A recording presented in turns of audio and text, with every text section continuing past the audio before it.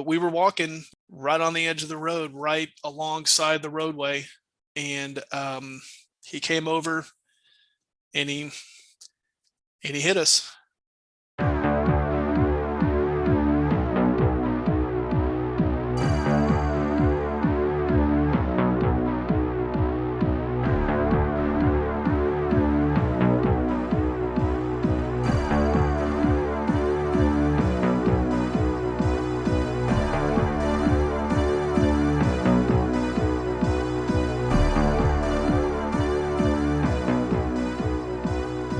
Welcome to Crawlspace. I'm Tim here today with Lance. Lance, how are you today? I'm doing pretty well, Tim. Thank you. How are you on this fine day? I am doing pretty well. This episode is a two-parter. It's an emotional two-parter. We speak with a man named John Palmer who recently lost his wife in a very tragic automobile incident.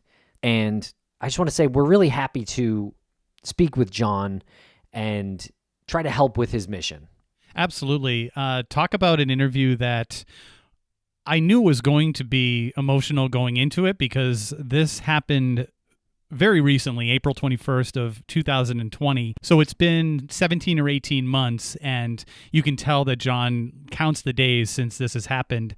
I don't want to get into it too much in this intro, what happened to Katie, because he describes it. I also want to maybe give a little bit of a disclaimer that while it's not incredibly graphic, it's incredibly emotional. It's one of those ones that still hasn't left me. I don't know about you, Tim, but every day I think about this, and I want to reach out to him and make sure he's doing okay.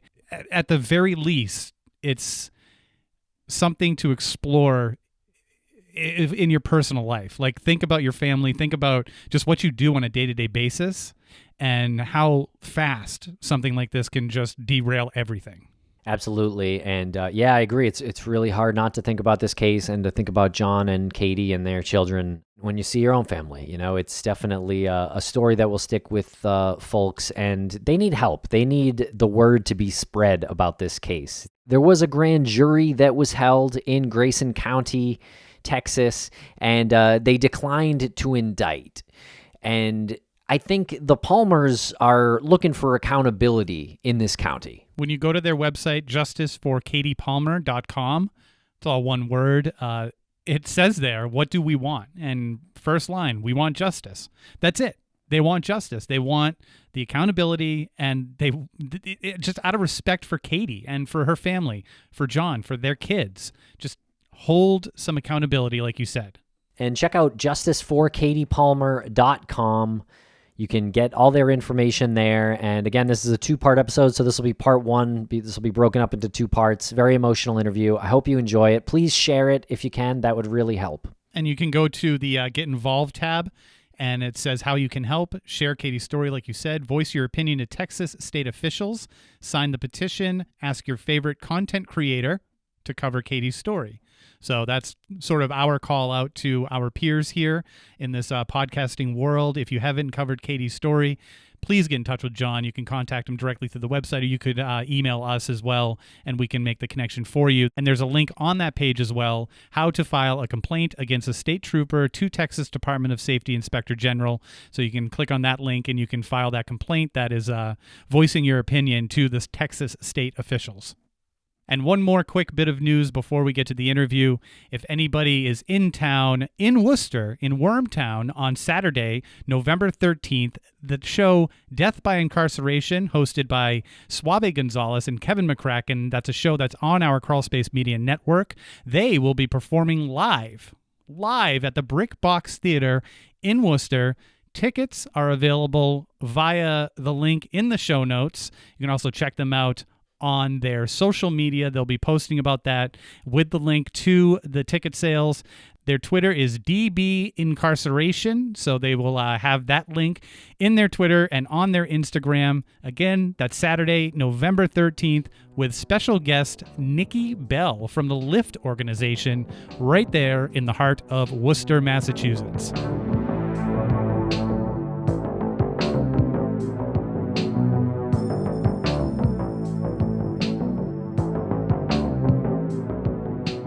Welcome to the podcast, John Palmer. John, how are you today? Doing great. I appreciate you guys meeting with me. Thank you.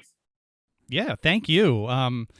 First, no real words to express our condolences and just our thoughts. Like you've been through such an emotional time, and we truly appreciate you being here with us to talk about it and to talk about getting some deserved justice. Absolutely. And if it wasn't for platforms like the one that you guys have, my voice and those that are fighting for justice, our collective voices wouldn't be heard.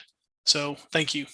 Really do appreciate that. Thank you so much. Yeah, of course. I mean, we have this platform, and sometimes on our shows we'll deviate a bit, and we'll have some fun with some episodes that aren't so justice focused or about people missing persons or homicides that have gone long cold. But we deviate from time to time. But we always try to come back to these stories because we know the power of the platform. We know that people will listen and people will spread the word. And if you need anything done, the listenership is very responsible in that sense. They'll sign petitions. They'll contribute to a GoFundMe. They'll try to talk to whoever can make some difference in some injustice. Outstanding. And big shout out to Amanda Shirley, who connected us, who is fighting for justice in her brother's case. It's amazing, always amazing to me how families and advocates kind of connect behind the scenes and talk to these people. And we really say that is a great way to do it as well, because the more people that the more folks that you talk to, more podcasts or TV news appearances you appear on, it just makes it easier, I think, for even bigger shows to cover the case. It does. And I hate to use this word exposure, but I think it's a word that has to be used. The more podcasts that we're on, I feel like locally, especially with our district attorney, it can't go on to be ignored. The more exposure that we bring and the more light that's shed on this injustice, surely our elected officials here in Grayson County will have to pay attention. Absolutely. And this is something that happened to you pretty recently. We're talking April 21st of last year of 2020. Yes, sir. We'll talk about the incident itself, but I really want to know about Katie the person. Can you tell us about her if you're able to? I absolutely can. She was compassionate and caring, and I really hate using the word was, but compassionate, caring, very intelligent. She taught science at the local middle school. She loved teaching. When it came to biology, I can't tell you how many times we'd be sitting at home on a Saturday not doing anything, and she would get us in the car. We go to Hagerman, which is a wildlife refuge, probably 5-10 miles away from our house. And we would be forced to go bird watching. So I don't know if you guys have kids, but trying to get kids that are, 7 and 9 to go bird watching was quite a feat. But she was funny, very, and I've said this before, very family centric. Loved her mom and dad. Talked to her mom every day, saw her mom every day, and talked to her dad every day. She was a good soul, and she was my soulmate. And she was a science teacher? She was. She taught over at Scott Middle School. I'm going to tell you a little bit of a long story behind that. Sorry. Please.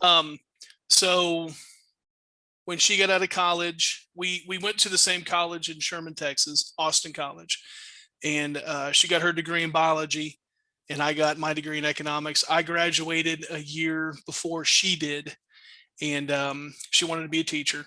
So that's what she was going to do when she got out. I decided to join the military about a year or two after I got out. So she had just gotten her first teaching job, and I got deployed.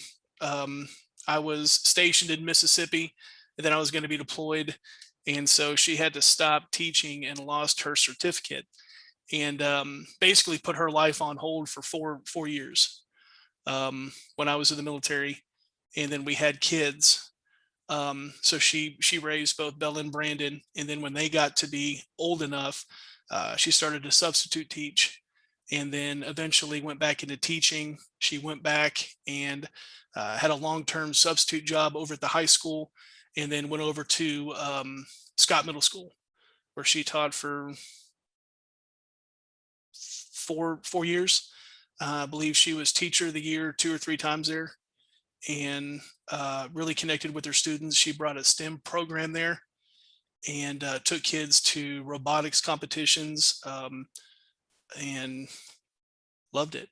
I mean, that's what, there's some people that are born to do certain things, and man, she had just the best personality to be a teacher. The kids loved her, and she enjoyed it. So sorry.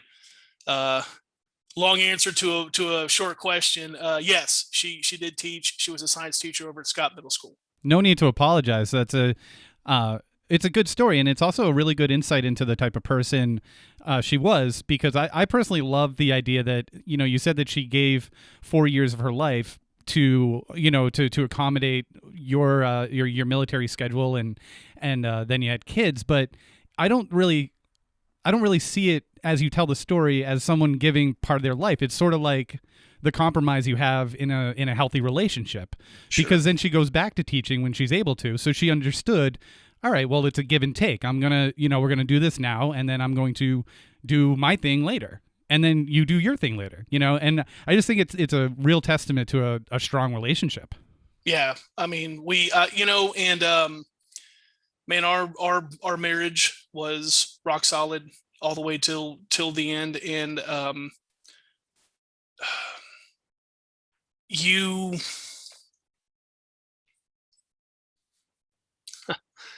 you can never be prepared for somebody leaving this world the way that she did. Can't. It was so abrupt. Obviously untimely. She wasn't sick or anything, but our marriage was on a real high note. And there was COVID going on, and she was teaching from home. She didn't have to.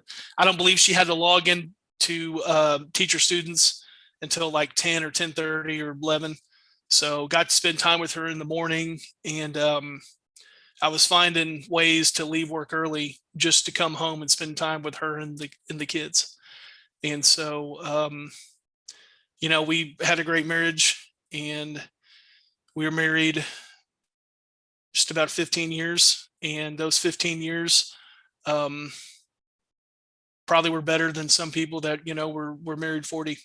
And I'm just, I'm blessed to have known her for the 20 years that I did. Very blessed to have been married to a person like her for 15. It's amazing to hear someone like yourself say that you were blessed to have known somebody for 20 years. I find that amazing, because you could fall into, and I'm sure there are times when it was super dark, and you can fall into that. And I think going about it the right way, like you said, not looking at so much the tragedy of the loss, but the fact that you had the opportunity to know somebody for 2 decades, for most of your life. Yeah. Well, I mean, I, really don't think that, I had the option to think of it any other way. I've got 2 kids, and it could have been really easy to, kind of fall into a hole, but I've got a great family around me.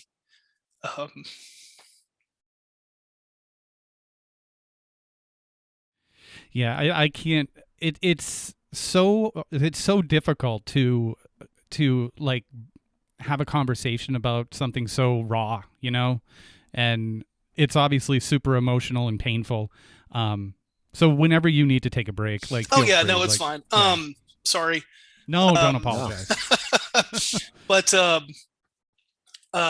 like I was saying, you know, it could have been real easy to go into a downward spiral, but I've got a really strong family. You wouldn't believe how strong your kids are. But you know, my kids got me through it. Bella Bella's my daughter, and you know, she was always the one to pretty much.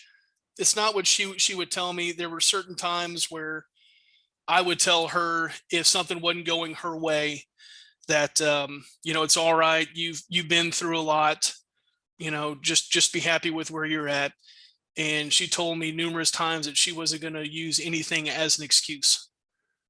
You know, for a 14, 15-year-old kid to say that, that's pretty powerful. So if she's not going to go into a downward spiral, you know, as her father, you know, and as a parent, I can't. And my son, you know, has been there for me. He's very emotionally in tune with what's going on. It was something else, you know. As a parent, you're supposed to be there for your kids, but it was something else when your kids are there for you at such a young age. But again, I've got a real strong family, and this community has been with us and has supported us. And you know, it's just a testament to the kind of people that are here in Denison, Texas. Yeah, that's impressive. So your kids showed you some strength, Absolutely, and your kids are teenagers. they are. Yes, sir. 15 and 12. Okay, and how have they done? Um,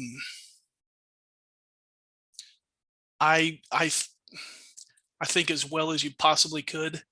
Um, you know, again, um, that day they were asleep, and my mother-in-law had to come running in our house and tell them what was happening. So you could imagine just the initial shock of that. You know, you're asleep and you wake up to your grandmother telling you that both your parents have been hit, and she doesn't know if they're alive or dead. Um, that's what my kids woke up to April 21st, 2020. Um, they are so strong. Um,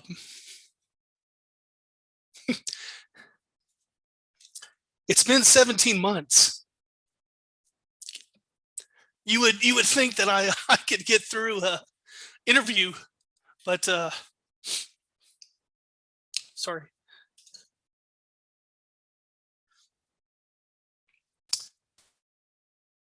Kids are handling it as well as anyone could. Again, just kind of falling back on the strength of our family. Katie's family is from here. They're all from Denison, Texas. Uh, my mom moved up here a while back from Dallas, and Katie's dad lives in Oklahoma, just about 45 minutes away. So, very large family presence here, and you know, they've been outstanding. And I know you said it's been 17 months, and it's only 17 months. I mean, I wouldn't. I wouldn't worry about that. If you need to take a break or whatever, that's totally cool. Thank you. Yeah, and if it is, I know it is painful for you to talk about, but can you tell us what you remember of that day? I remember everything about that day. So I had gotten up. I had started to work out um, in the backyard before I went to work. And the night before, uh, told Katie we had gone to bed at about 9, you know, 8, 9, and told her that I was going to work out and I was going to get up and walk in the morning also. And she said, "Okay, go ahead and wake me up, and I'll go with you." And rolled my eyes. She was not a morning person, so I said, okay, yeah, I'll wake you up. Went into the backyard, worked out, sent her a text message at about, I think I looked on my phone. It was actually like 7:16, and asked her if she wanted to go work out. Of course, got no response. So I went in and woke her up, and she said, "No, I'm not going to go walk." And I guilt tripped her and said, "Come on, let's go. You said that you wanted to go. Let's go." And she got right up. Um, we went out the garage. I told my son, he was kind of stirring around, and I told him that we were going to go walking. And Katie has never walked with me in the morning. This is the first time that she ever took a walk with me. And my son has gotten up with me before and gone running and walked, up and down the street. Um, Very thankful that he went back to bed. Um, so he went back to sleep, and we live outside the city limits, and we live on a really long road that goes about half a mile, and then it dead ends. So we would go walking down, we would go west down Glenwood, and we normally would go walk. There's a golf course by us. We would normally go walk on the golf course, and she saw it, and there was some dew on the ground. The grass was a little high, and she didn't want to get her legs wet because she was going to come back home and sleep for an hour or so. Kids didn't have to log into class till like 10 or 11. And I think at that time, everybody was logging in, for like 30, 45 minutes. The teacher was giving work, and then, she had office hours. So she said, well, no, let's not go walk on the golf course. Let's just walk down Glenwood, which is the road that we live on. And I'm going to show you where these killdeer are nesting. Again, big into biology. She studied ornithology in college and loved killdeer. So I said, okay. And those are birds that nest on the ground. So we walked all the way down to where there's a housing development on the north side of Glenwood, and there's some undeveloped lots. And she was looking, and we looked all over, and she couldn't see any. And so she said, let's go ahead and turn around. I said, well, let's walk up a little bit more. She said, nah, I want to go ahead and turn back. All right. So we started to walk back, and we got about 3/10 of a mile from where we stopped to look at those killdeer. And we were walking alongside the road. And about that time, that's when Corey Foster hit us with his F-250 from behind. He was traveling from his house, which was just about where we were when we were looking on the opposite side of the road for those nesting birds. He traveled those 3/10 of the mile, crossed over the roadway, hit us both. Hit us so hard that he knocked us out of our shoes, sent us approximately 70, 75 feet. And I'm not a small guy, and sent me. I've obviously never been hit that hard in my life. Katie and I were walking, and she would always walk a little bit to my right. And I don't know how many times that I would, as a man, you're taught that, you always walk on the side of the road. I would always kind of tap her on the shoulder, and she was very assertive, and she was like, don't tell me what to do. I'll walk here, and I'm fine. But we were walking right on the edge of the road, right alongside the roadway. And he came over, and he hit us. I knew pretty quick what had happened. It was such a shock. I don't remember feeling the initial impact of when he hit us. I just remember flying through the air. And still to this day, I don't know how we didn't hear him. I mean, he was in a 6,000-pound truck, and I don't know how we didn't hear it. That's the one thing that I keep on going back to, and you always try to come up with some sort of reason of why things happened, and I can't for the life of me understand how we didn't hear that truck. I could hear that truck now with the truck that he drives. I can hear it quarter mile away before he turns on to our street. And Katie would be in our bedroom, and I would be in the living room, and I swear I would have the TV on like 5, and she would text me to turn down the TV. So we did not hear it at all. He hit us. I was going through the air, and I remember thinking that we got hit. I could see his truck out of the corner of my eye as I was going through the air, and it's almost like we were going the same speed. I hit the ground, and I rolled and got up and started yelling what happened.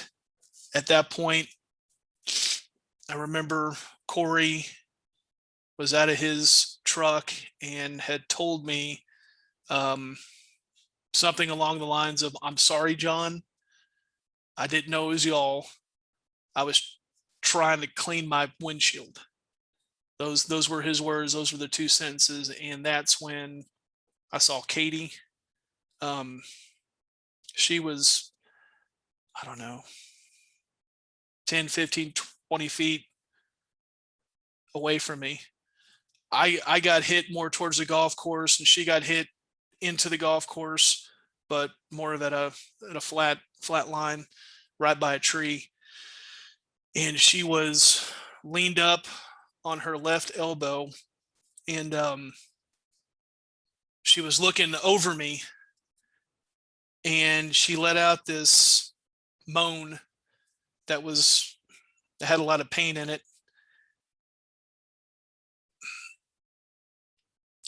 And at that point, I felt I was trying to get up to go walk over to her, and I couldn't. It felt like there was a ratchet strap around my midsection, and it was getting tightened. I tried to get up, I couldn't. I crawled over to her, and I laid her down on her back, and I remember telling her it was going to be okay. Everything's going to be fine. I had been yelling for somebody to call the police. At that point, one of our neighbors had stopped. She had gotten out, and she sat right by the top of Katie's head. And I've never met this lady before, and never even looked up at her. I never saw this lady's face until I met her on scene, probably 2 months later with the district attorney. I'd never even looked up and saw this lady's face. I just remember hearing her voice, and she was telling Katie was going to be fine also. I noticed that Katie wasn't breathing, and I was begging for her to breathe, and then she finally started to breathe, and there was short breaths, 10 to 15 seconds in between each breath, like a really like quick labored breath. And I thought to myself, maybe we're going to be okay. Then I looked at her eyes, and her eyes were fixed, and they were staring straight up. She wasn't blinking at all. Beg for her to blink, beg for her to blink. And man, I was trying to close her eyes. I see if she would open them back up, but her eyes were fixed, staring straight up. And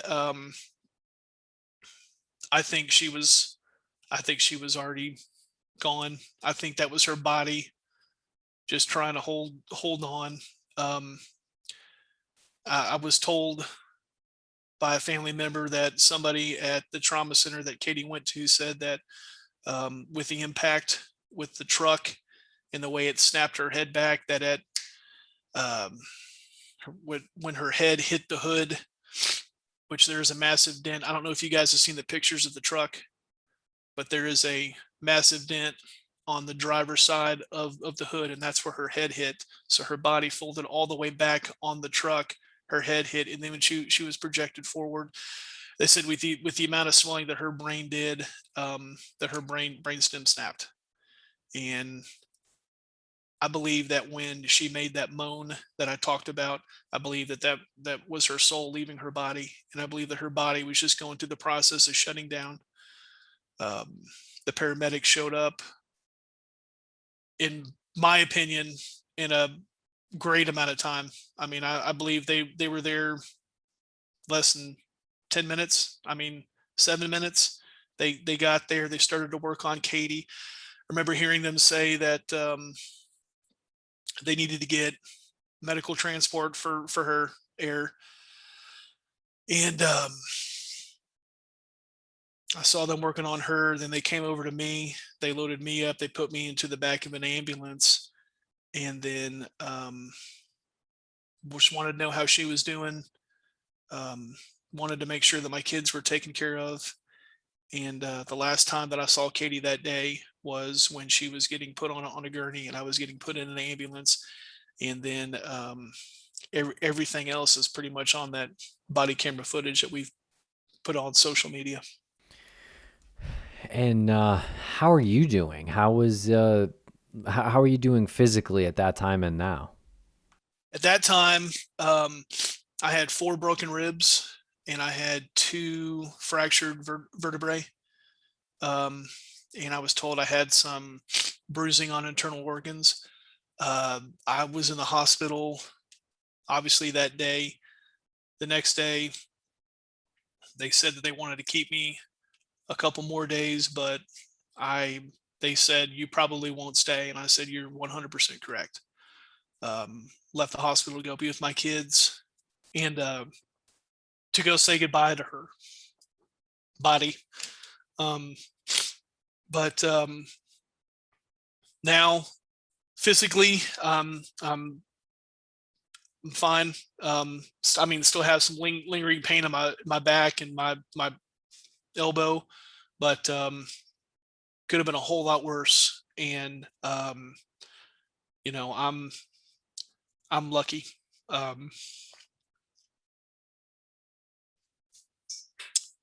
Gone through therapy as much as I could. My daughter still goes. I think that whole process will take a while. I don't think that I'll ever get over it. I don't think any of us will ever get over it. We just got to get through it, and to a point to where when you start thinking about it, you know, it's real easy to let irrational thoughts take over. I just try to keep it as rational as possible, and don't ask why. You know, I don't believe there was a reason why Katie was taken and I was left here. I believe that's all free will. We're just trying our best to get through it. So that's the best that we can do. And we'll be right back after a quick word from our sponsors. Thanks to our sponsors, and now we're back to the program. So, by all accounts, the individual who hit you and Katie, Corey Foster, he was a repeat offender, correct? He had a 30-year history of interactions with police, yes. From unlawful carrying of a weapon to breaking into a building when he was younger, to traffic violations as an adult. He had, from what I believe, it looks to be at least 2 DUIs that were pled down to public intoxication. I believe he had 1 DUI already. The other 2 public intoxes those were, I believe those were DUIs that just got pled down, got sent to the DA's office. Corey had a good lawyer, and rather than prosecute him, they went through a plea deal, and that's it. But no, he's had 30-year history of infractions, and speeding, reckless driving, DUI, public intoxication. Has never been held accountable once. Never. Was he given a field sobriety test at the scene? He was given a field sobriety test approximately 50 minutes after he hit us. And you said 50, like 50? 50, so 10 minutes short of an hour. Yes. Right. He was given a field sobriety test. He was given the horizontal gaze test. Couldn't see his eyes in the body camera. Trooper said that he passed that. He walked a line. Trooper said he passed that. He held 1 foot up in the air. Didn't hold it for 30 seconds. Held it for, 23, 24 seconds, and was shaking horribly. Couldn't keep his balance. Fell down on one side and started laughing. Said that it was his work boots, and that's why he couldn't keep his balance. I want to make sure that you guys know through this whole ordeal that was captured on the body camera by Tarif Al-Khatib, the trooper that was the lead trooper that day. Not once did Corey Foster ask how Katie Palmer was doing. Not once. Never showed any emotion other than laughing twice. After the field sobriety test, which the trooper said that he passed, he then gave him a PBT, a portable breathalyzer test, in which Corey blew a .06 50 minutes after he hit us, which I would assume that any seasoned law enforcement officer would look at that and go, okay, it took me 30 minutes to get on scene, which there's no accountability to what Corey Foster is doing for those 30 minutes before DPS got on scene. And then the trooper was on scene 20 minutes prior to giving him that portable breathalyzer test. So if you did the quick math, you would think that he would be very close, if not over a .08, which is the limit in Texas. And I think at least 4 or 5 times on Tarif's body camera footage, he mentioned the strong smell of alcohol. Said he could smell it coming from his breath. Corey told Tarif that he had stopped drinking last night, first at 7, then at 8, then at 9, and then he didn't know when he stopped. And he said he only had 5 drinks the day before, which is, I mean, anybody with common sense would go, there's no way you're going to drink 5 drinks the night before and stop, 10 hours before you get into this incident and still smell like alcohol. And then on one of the other body cameras, everybody that was on that scene, I'll say this, Tarif Al-Khatib knew the type of person Corey Foster was. In some body camera footage that we just got released to us 3-4 weeks ago, I believe that one of the other troopers, David Taylor, probably meant to turn his body camera off, and the officers had a lot of candid conversations. And Tarif Al-Khatib was quoted as saying, as soon as I walked up to the scene and saw it was him, I was like, he's probably drunk. They knew what type of guy Corey was. He had that reputation? Absolutely. Yes. And you said that his blood alcohol was .06? 0.06, 50 minutes after, yes. And the legal limit is .08. Okay. The legal limit for intoxication is a .08, correct? Yeah. What about obstruction of his windshield? He claimed he couldn't see out of his windshield, or he was cleaning it. What he told DPS, which is the Department of Public Safety, which is the de facto state police in Texas, and this was written in Tarif Al-Khatib's report. Okay, He said that Foster told him that he couldn't see when he left his driveway and that his windshield was foggy. So instead of putting the defroster on, he drove out of his driveway and traveled 0.3 miles blind, and then said that the sun hit his windshield. And not only was he blinded by the foggy windshield, but he was also blinded by the sun.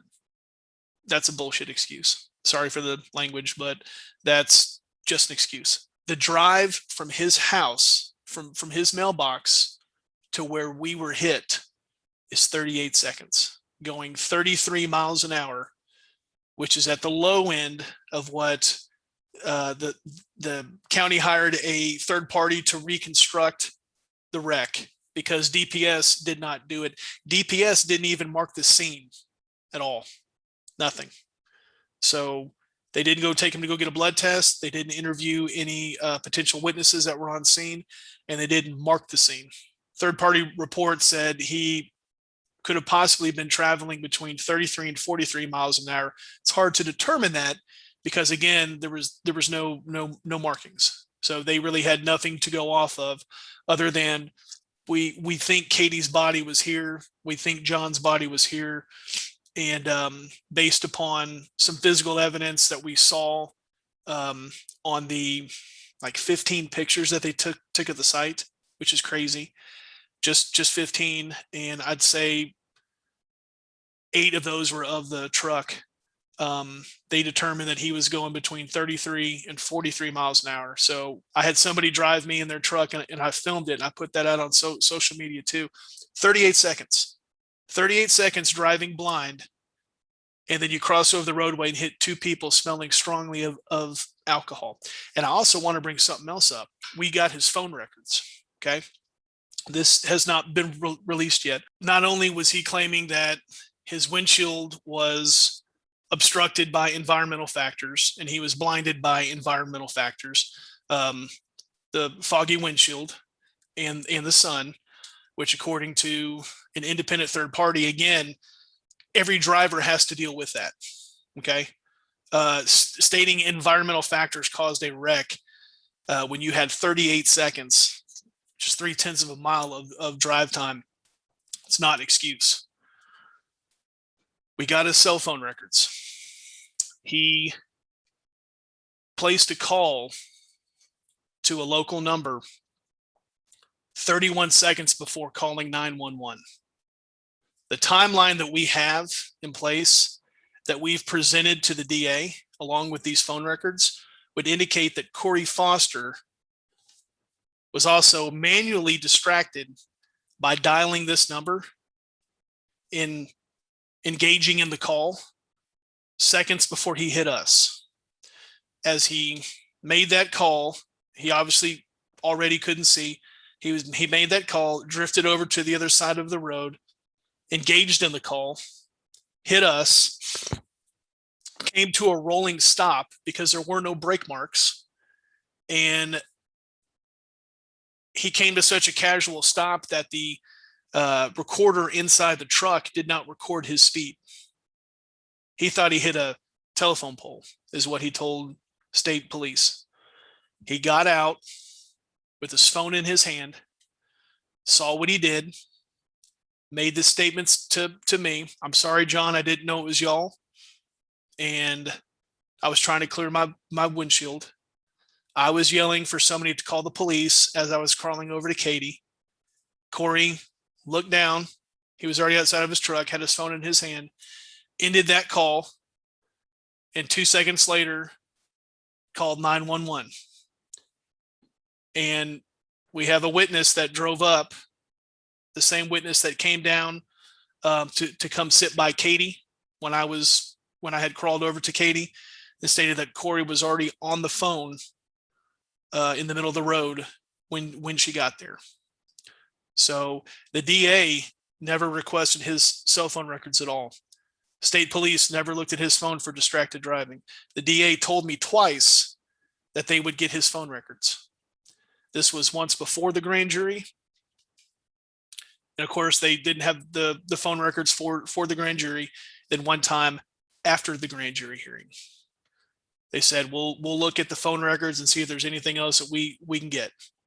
They never requested this. I sent them a Freedom of Information Act request, just asking for any evidence that they did indeed request those phone records, and they would not answer me. And they sent my request to the Texas Attorney General stating that what I was asking for was investigative materials that they could not release because Corey Foster was not indicted.